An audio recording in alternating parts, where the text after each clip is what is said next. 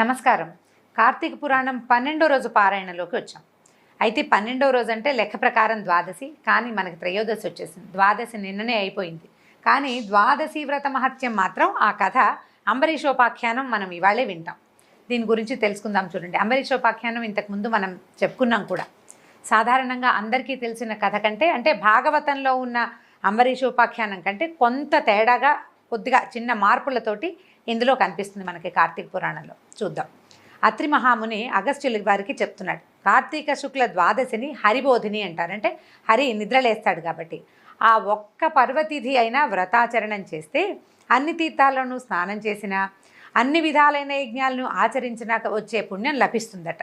అయితే విష్ణువు పట్ల, ఏకాదశి పట్ల భక్తిని కలిగిస్తుంది. ద్వాదశి నాడు చేసే స్నానము, వ్రత విధి విష్ణువు పట్ల భక్తిని, ద్వాదశి పట్ల ఏకాగ్రతని కల్పిస్తుందని చెప్తున్నాడు ఋషివాక్యం. నిజం.